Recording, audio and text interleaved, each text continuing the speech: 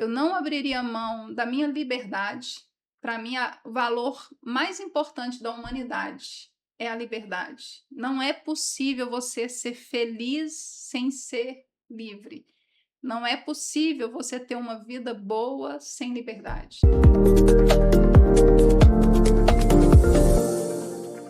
Estamos começando mais um episódio do Que Quem Faz Conta, e hoje para mim é um episódio muito especial porque eu tô recebendo uma pessoa que eu tenho uma admiração enorme, não só como política, mas como pessoa, como ser humano, como escritora, e que é uma inspiração para mim. Para mim é uma honra estar te recebendo aqui no meu podcast, que a gente possa debater sobre alguns temas pertinentes para nossa sociedade hoje. Mas antes da gente começar, eu queria que você contasse para o meu público quem é a Joyce por trás da carreira política, a mulher. Bom, primeiramente, gratidão, Túlio. A reciprocidade é verdadeira, né? Você é um jovem assim que é uma referência aqui na nossa comunidade, então gratidão pelo convite. Estou muito feliz de estar aqui com você e, sobretudo, né, por você dizer que olha para mim, para o meu mandato, com olhos de esperança, né, olhos de admiração, de que se sente, portanto, representado.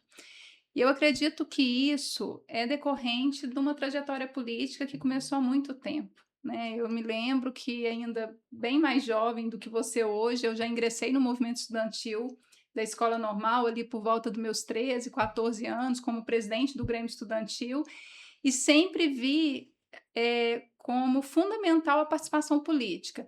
Seja essa política que ocorre nos espaços da sociedade civil, nos movimentos sociais, movimento estudantil, nas organizações comunitárias, ou seja a política partidária, que vai te possibilitar chegar num cargo eletivo e representar a população, né, nos seus pleitos, nas suas demandas. Então, eu iniciei muito jovem, né, ali com 13, 14 anos na escola normal, como líder estudantil, me filiei logo em seguida, ali por volta dos meus 16 anos, já comecei a frequentar o Partido dos Trabalhadores, que é o partido que eu estou até hoje, e sempre, né, tive essa participação política, trabalhando em governos, né, trabalhei no governo do prefeito Luiz Veloso, nas duas gestões, né, no primeiro Uhum. mandato, no segundo, fui candidata a prefeita, né, buscando ali a sucessão do governo dele, Uhum. e em 2016 eu sou eleita, né, vereadora, também pelo PT, aqui em Formiga, com 1.009 votos, reeleita em 2020 com 1.522 votos, e em 2024, que foi assim um momento, acho que o ápice, né, da minha trajetória política, que foi a reeleição com Foi 2.077 a mais votos, a votada na mais votada na cidade. cidade naquele pleito. Joyce, e como que é o sentimento hoje de você olhar para sua trajetória, né, sua trajetória política, e perceber que dentro da nossa cidade, aqui em Formiga, você foi a mais votada, a vereadora mais votada? O que que isso representa para você enquanto profissional? Olha, eu tenho muito orgulho, né, dessa trajetória, principalmente porque eu penso o seguinte: o voto, ele é uma resposta de um trabalho. As pessoas votam em quem, né, elas confiam na reeleição. Para você ir a primeira vez é um teste, às vezes a pessoa vota, né, porque ela está numa expectativa do seu Sim. trabalho, mas ela ainda não conhece o seu trabalho. Agora, quando você conquista uma reeleição, e sobretudo uma reeleição muito bem-sucedida, que foi essa Sim. última, eu acho que é realmente assim uma resposta do trabalho que a população viu no mandato coletivo, e aí eu quero ressaltar aqui que não é só o mandato da vereadora Joyce Uhum. Alvarenga Sim. isolado, é todo o mandato coletivo. Ele é coletivo porque tem muitas pessoas envolvidas nesse mandato que atuam comigo, que acreditam, né, na minha representatividade dentro da Câmara Municipal para defender as pautas Sim. que essas pessoas entendem como prioritárias para a sociedade. E daí, esse resultado, ele ocorre na prestação de importantes serviços públicos, né. Então, quando a gente, por exemplo, legisla em determinada matéria que aquilo vai ter impacto na vida das pessoas, eu vou te dar um exemplo. Uhum.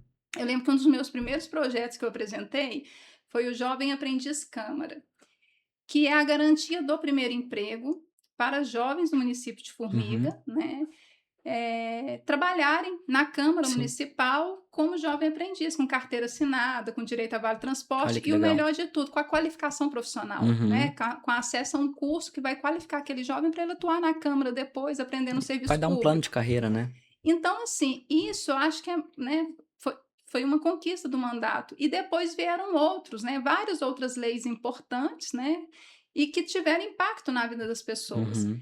E, além disso, a fiscalização, que é um outro braço, né, do Poder Legislativo, que é fiscalizar os serviços públicos, as políticas públicas. Se a pessoa olha para você e vê seriedade nessa atuação, né, não é algo que você faz só por sensacionalismo ali, Sim, porque você quer. Não, você faz com seriedade, você está preocupado realmente se aquela política pública está transformando a vida das pessoas, se ela está cumprindo o papel que ela tem que cumprir, seja na saúde, na educação, no exatamente. saneamento básico. As pessoas, então, elas percebem, né? E eu acho Uhum. que, ao perceber, ela retorna com a confiança do voto. O voto é uma Exato. consequência É de uma uma consequência de um confiança. trabalho bem feito, né? E, Joyce, eu vendo esse cenário político hoje, falo pela minha geração, que é uma geração nova, né? A gente percebe que é um público totalmente ativo nas redes sociais, é um público que gosta de militar, que é um público que gosta de estar inserido na sociedade, mas surgiu uma pesquisa recente agora que citou que 73% desses jovens, até a faixa dos 24 anos, dizem não sentir representados dentro dessa velha política que é exibida hoje, que a gente presencia nos governos, que perdura, né? Uhum. E como que você hoje comunica com essa classe em si do público jovem? Você tem essa proximidade, eu percebo, através da sua comunicação, seu público é bem ativo e engajado, principalmente da parte jovem. O que que você faz para conseguir atrair essa comunidade? Olha, eu penso o seguinte: o jovem, eu até acredito que o jovem ele goste da política. O que ocorre é que existe hoje, talvez, uma falta de credibilidade do sistema político, e o jovem percebe isso de forma muito intensa, porque o jovem é muito crítico, né? Eu Uhum, lembro como eu era crítica na juventude, assim, como que era importante olhar. E eu penso que as instituições, Túlio, elas são muito distantes da juventude. E esse distanciamento é que causa, portanto, né, essa questão que você fala que os jovens. Quanto? Você falou? 73%. 73%. É uma galera muito grande, né? Muito Muito. expressiva, é quase que a maioria. Então, é um distanciamento dessas instituições. O que o nosso mandato busca fazer? Aproximar da juventude. Aproximar como? Estar onde o jovem está. Né? Então, a Uhum. gente busca estar sempre presente dentro das escolas, dentro das universidades, Tendo nas essa ligação, né? associações da sociedade civil, onde que atende, né, Uhum, o essa público classe. jovem. Então, assim, dialogar com a juventude é muito importante. Abrir espaços de participação política também dentro do Poder Legislativo para os jovens, né? Seja através de audiências públicas, seja através de reuniões que a gente promove para debater temas que é de interesse da juventude. Então, eu penso que. E aí é bacana que eu queria trazer uma questão aqui. Por exemplo, em 2024, o mandato coletivo ele saiu com uma chapa de vereadores na disputa que tinha jovens Uhum, disputando aquele pleito. certo. Né? Nós tivemos o Denilson. Uhum, Denilson é pessoa com deficiência, né? Ele é cadeirante, ele foi meu suplente no mandato passado. E no último nós tivemos a Mariana Rosa, que sim. inclusive é uma jovem de 25 anos, né? E que é minha suplente no mandato, né? Ela quase foi eleita. Olha para Talvez se você ela ver. tivesse tido ali mais uns 100 votos, ela teria Uhum, chegado. E aí foi muito legal, porque é uma outra frente que se abriu também, né, de diálogo mais intenso com a juventude. sim, Então, eu penso, Túlio, assim, que a gente precisa aproximar as instituições políticas das pautas da juventude. A concordo. juventude precisa olhar para essas instituições e se sentirem Representados. representadas.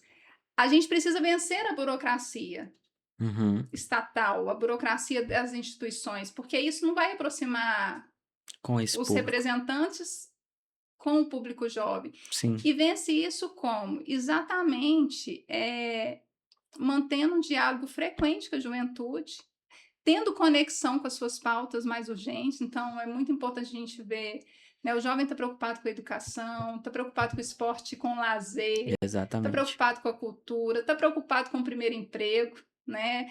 E aí é interessante, mas qual que é esse primeiro emprego? Talvez se fosse lá na minha época, né, há 20 anos atrás, quando eu era jovem, a gente tinha uma preocupação com o emprego formal. Hoje, as pesquisas mostram que os jovens já não têm essa preocupação, Sim, é outra outra mentalidade, perspectiva. né? E aí, como que tá as instituições políticas? Elas estão acompanhando essa mudança também de mentalidade dessa nova geração? Exato.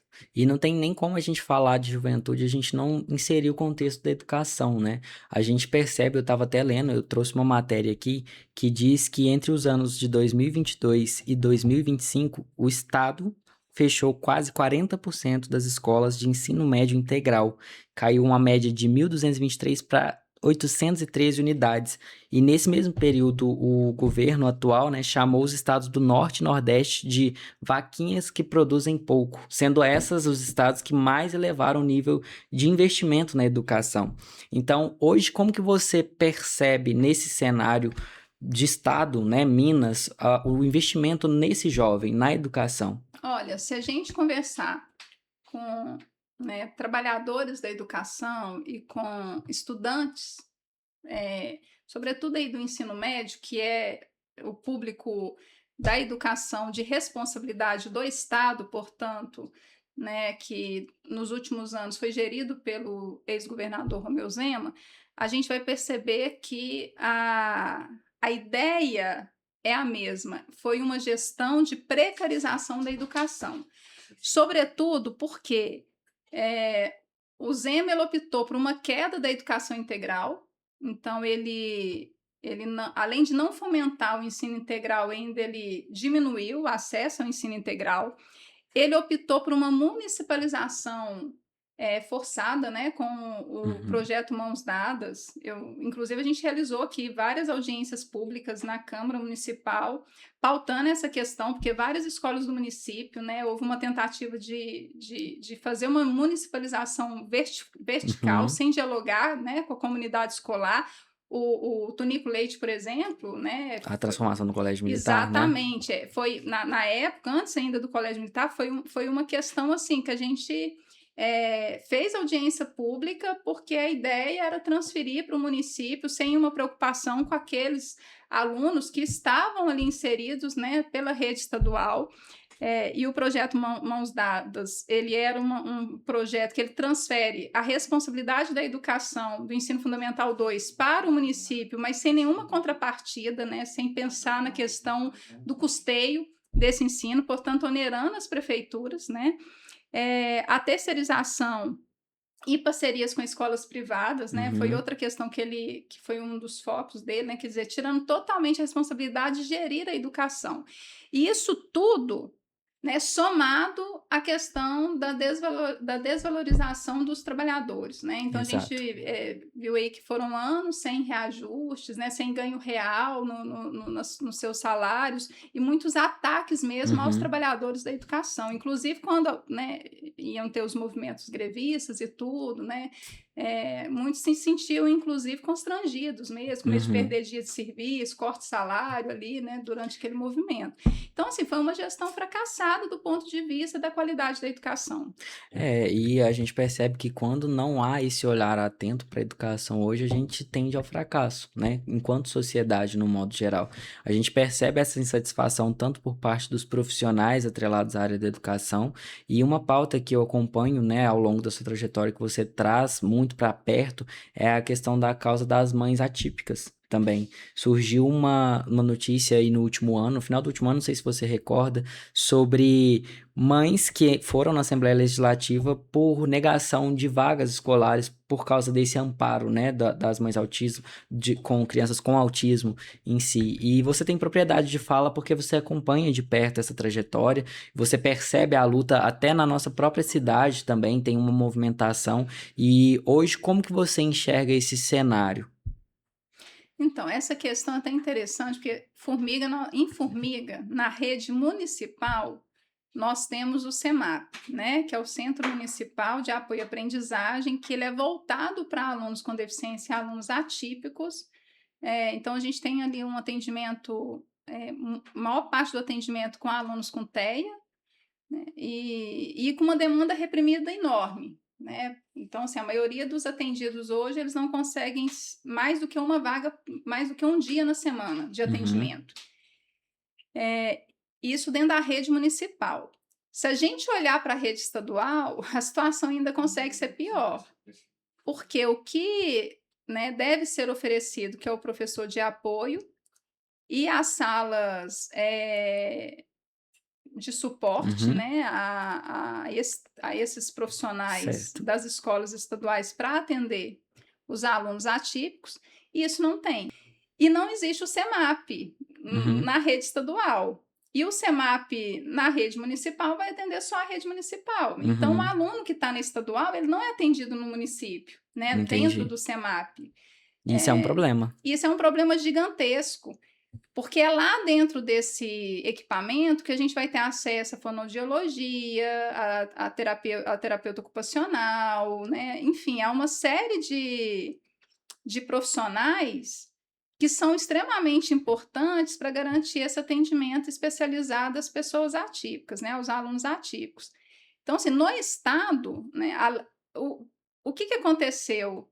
Negou a matrícula, que é um direito garantido em legislação, Sim, né, federal, quer dizer, isso é um crime, é um inclusive, crime. né, negar a matrícula de um aluno atípico, e, e mesmo aquelas situações em que a matrícula é efetivada, a gente percebe uma precarização no atendimento, porque o aluno ele não tem suporte nenhum. Ele é colocado dentro da sala de aula ali com um professor de apoio, né? A gente sabe das dificuldades que Sim, tem o próprio profissional, porque se ele não tiver a estrutura adequada para atuar, a atuação não vai ser bem sucedida. bem sucedida, né? Não vai ter um retorno, porque precisa de fato de todos esses outros profissionais, principalmente as terapias, né? Uhum. Assistindo. Então, isso é muito importante. E dentro do próprio município, Túlio, a gente, embora tenha o CEMAP e ele faz um trabalho extraordinário, é muito importante, a gente tem que reconhecer os avanços que a gente teve ao longo dos últimos anos no atendimento às pessoas com deficiência, no atendimento aos alunos atípicos, né? Principalmente com TEA, Uhum. mas ainda assim, a título de exemplo, se a gente pegar os dados do CEMAP há 15 anos, nós tínhamos ali aproximadamente 80 assistidos. Certo. 15 anos depois, passa de 300. Mas se você pegar a equipe de 15 anos atrás, é a mesma equipe hoje. Que cuida. Só que com 4 vezes mais o número de assistidos. Assistidos. O que isso mostra? Que o atendimento ele não se preparou para a demanda, para o aumento dessa demanda, né? E isso é uma questão que a gente está sempre pautando lá na Câmara Municipal, dialogando com a Executiva. As famílias atípicas, inclusive, foram para as ruas fazer Movimentação manifestação logo no no início do início do governo. Você mandato. lembra disso? Lembro Né? disso Foi uma perfeitamente. manifestação em frente à prefeitura, né? Enfim, por quê? Porque estava faltando realmente assim esse olhar diferenciado, né, para essa E essa temática que é tão tensão que importante e que é tá urgente. crescente, né? E é Muito. urgente. E a gente percebe nesse contexto que é necessário ter pessoas que lutem por causas, assim como você luta pela causa animal, pela causa das mulheres, pela causa das mães atípicas, por todo esse contexto, né? Educação. E eu consigo acompanhar alguns projetos, alguns desenvolvimentos. Inclusive, você estava semana passada, se eu não me engano, lá na recepção do ministro aqui, né? Sobre o ginásio que No vocês IFMG? conseguiram lá no IFMG. E eu acho que é importante ter pessoas que lutem, né? Seja ela qual for a causa. E hoje, dentro da causa da mulher, hoje a gente percebe essa questão do feminicídio em alta, a gente percebe nessa questão do machismo sempre crescente, né? E a gente percebe que é algo que está enraizado na nossa sociedade. Como que você vê esse cenário hoje do direito da mulher e de ter pessoas que defendam isso, porque a gente percebe que é algo vivo e real dentro da nossa sociedade? O seguinte, a violência contra as mulheres, eu acho que é um dos assuntos mais urgentes da nossa atualidade. Né? Existe um dado que é do Fórum de Segurança Pública, Fórum Nacional de Segurança Pública, que aponta que a cada 4 horas uma mulher é morta pelo crime de feminicídio. Então, ou seja, é aquela mulher que ela só foi morta porque ela é mulher, pela condição de ser mulher. Ela não teria morrido se ela fosse de outro gênero. Então, isso mostra que a gente ainda está num país, né, que, do ponto de vista da proteção às mulheres, a gente perde para muitos países do Oriente Médio, que são países extremamente opressores do ponto de vista das suas legislações para as mulheres. Pensa que absurdo que é isso. Né? Se a gente pensar que o Realmente. Brasil é o 5º país que mais mata mulher no mundo, então isso é muito preocupante. E isso ocorre por causa de uma sociedade ainda patriarcal, machista, misógina, né? Misoginia, né? O ódio às mulheres. E não é por outro motivo que hoje o Congresso Nacional está debatendo, inclusive, a criminalização da misoginia. Agora, por que isso é preciso? Que a gente precisa barrar a violência contra as mulheres. E a gente barra na área preventiva, que é atuando, né, com a sociedade, no processo educativo, né, para que os meninos possam crescer respeitando as meninas, né, respeitando as mulheres. Com mentalidade formada, Com né? mentalidade formada, Educada. assim, pensando mesmo na formação de Sim. uma sociedade fraterna, né, igualitária, mas também numa perspectiva da proteção, ou seja, para aquelas mulheres que já estão no processo de violação de seus direitos, essas mulheres precisam ser assistidas e amparadas. E eu acho que um dos seus principais pontos, eu percebo até com relação à causa animal também. Muitas pessoas falam, não dá tanta relevância em si. E eu tenho visto o quanto você tem lutado, né, por essa pauta também. E hoje, aqui na nossa cidade, como que você visualiza esse cenário da causa animal? Tá? Olha, hoje, na cidade, a gente tem 2 questões: o que está na legislação e o que está acontecendo na realidade concreta. Do ponto de vista da legislação, Formiga tem uma das melhores legislações do país, voltadas para a causa animal. Em 2011, a gente tinha aqui em Formiga uma promotora de justiça que era promotora da Curadoria do Meio Ambiente, que é a doutora Luciana, e na época ainda da gestão do prefeito Luiz Veloso, foi proposto criar um Estatuto Municipal de Defesa da Vida Animal. Esse estatuto foi aprovado, né, pela Câmara de Vereadores de 2011. E de lá para cá foram feitas algumas atualizações, né, para aperfeiçoar a legislação. Inclusive, eu tive a oportunidade de apresentar vários projetos que se tornaram leis, alterando, né, esse estatuto. Então, assim, a gente tem um estatuto que ali está toda a metodologia de trabalho com a causa animal no município. O que falta, portanto, é implementar de fato essa legislação. Então, a gente tem hoje, concretamente, o Codevida, que é o Centro de Defesa da Vida Animal, né, que tem veterinários, tem os técnicos que assistem esses animais. Temos aproximadamente ali 80 animais acolhidos. São animais que não podem mais voltar para as ruas, né, porque eles não sobreviveriam. Então, são animais que foram recolhidos das ruas, porque foram abandonados ou porque foram retirados pela Polícia Militar de Meio Ambiente porque sofreram maus tratos, e foram levados para o Codevida e estão lá aguardando uma adoção responsável.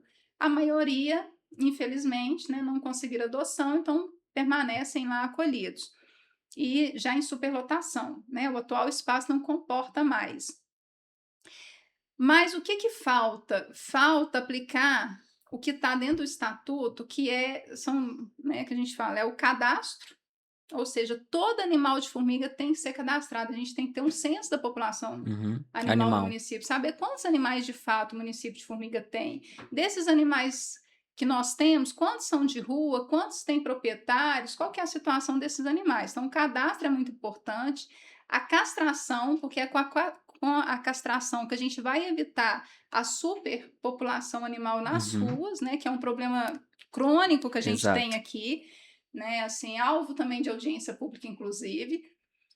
E a microchipagem, porque com a microchipagem a gente vai identificar onde que esse animal está, né, quem que é o tutor, se ele é de rua ou não, e se ele é em qual espaço comunitário que ele está vivendo. E a conscientização, né? A população precisa ser conscientizada que o abandono é crime. Abandonar um animal é um crime, né? Está previsto na legislação. que maltratar um animal também é um crime, né? A lei sanção hoje ela é uma lei mais rigorosa, né?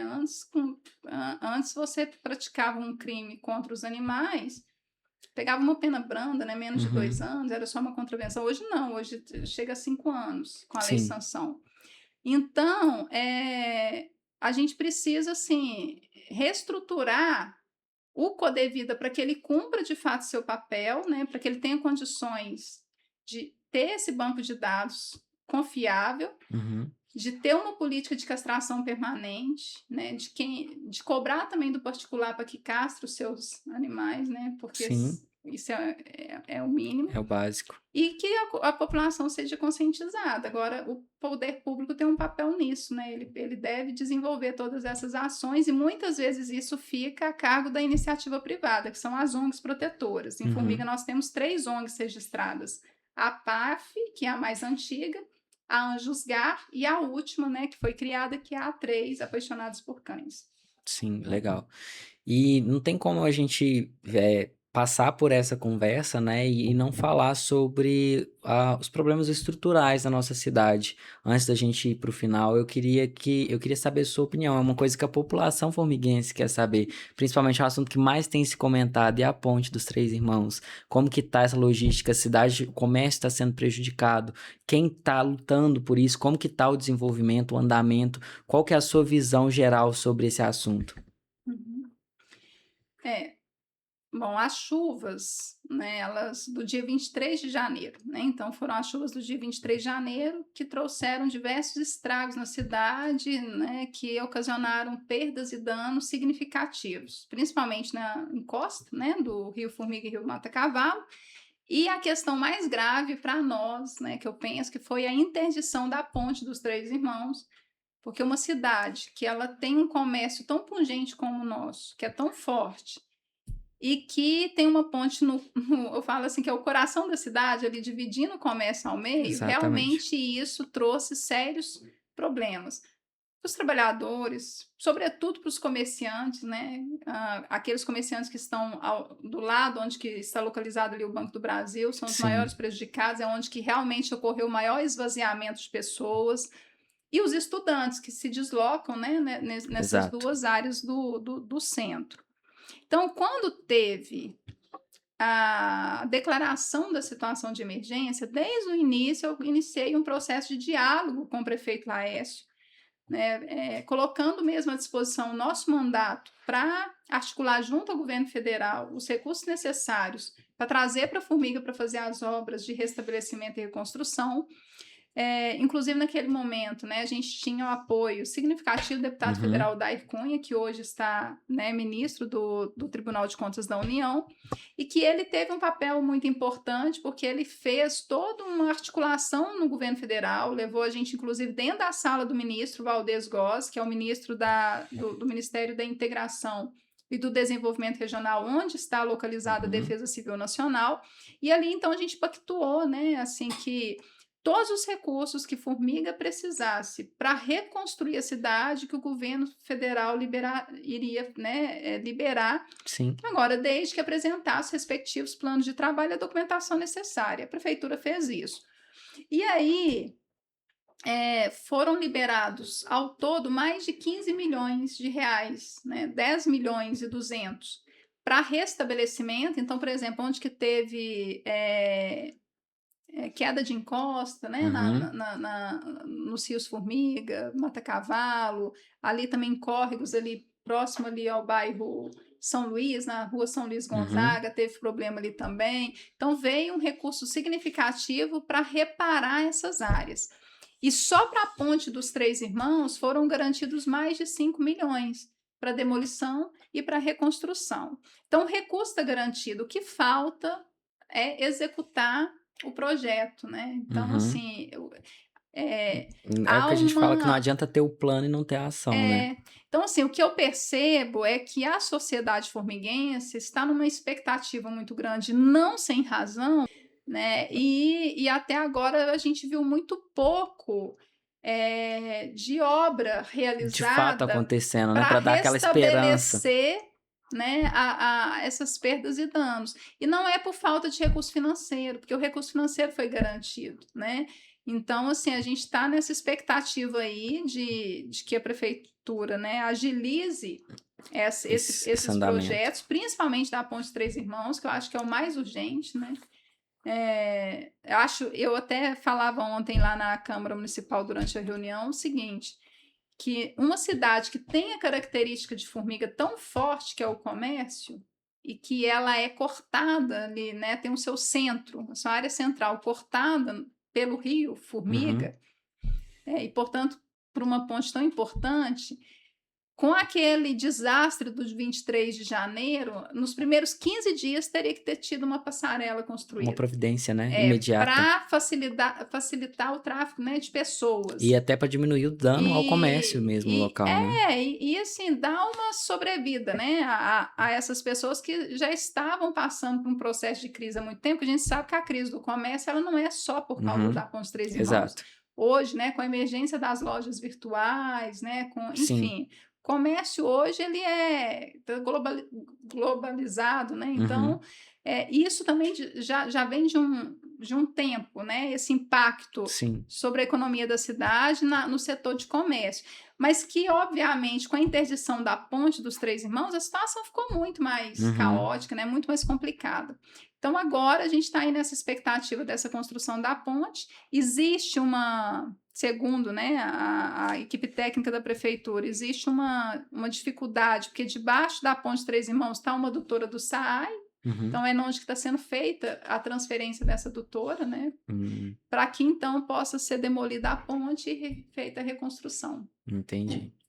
Joyce, então a gente caminhando para o nosso desfecho da nossa conversa, a gente vai para o nosso momento Azul Viagens Formiga, que é a nossa patrocinadora oficial aqui do podcast. Adoro viajar. Para quem ama viajar, na Azul Viagens Formiga encontra os melhores pacotes de viagem para destinos para o mundo todo. E a pergunta que fica para a gente encerrar esse episódio, Joyce, é: se a sua trajetória coubesse numa mala de mão, quais as 3 coisas que você levaria com você, que você não abre mão? Muito bom, pergunta excelente. Eu não abriria mão da minha origem, então isso é muito importante, né? A menina da charqueada. A menina da charqueada, eu não posso esquecer de onde eu vim.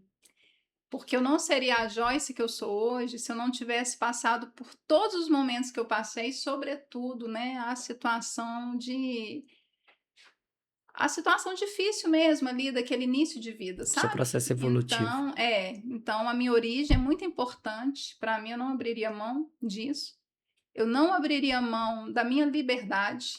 Para mim, o valor mais importante da humanidade é a liberdade. Não é possível você ser feliz sem ser livre. Não é possível você ter uma vida boa sem liberdade. Né? Então, é muito importante. E, por fim, o meu grupo político. Eu não sou o que eu sou sozinha. Eu sou porque existe muita gente atrás, né? Certo. Construindo essa caminhada, essa trajetória comigo. Então, com toda certeza, essas três coisas estariam na minha mala. Você sabe que eu poderia ficar aqui horas ouvindo ela falar, né? Eu acho que você tem muito dom da fala e entendimento de uma forma descomplicada, que acessa qualquer nível. Eu acho que eu tô travada, não tô não? Você acha? Tô tranquila hoje? Eu achei que você discorreu super bem. Então tá bom. E, Joyce, muito obrigado por você ter aceito o convite de a gente trazer essas pautas, a gente conversar um pouquinho sobre. E para quem quiser continuar acompanhando o seu trabalho, deixa suas redes sociais aqui para o pessoal te seguir. Sim. Bom, primeiro agradecer, né, Túlio e todos vocês por ter me recebido aqui nessa tarde, adorei estar com vocês.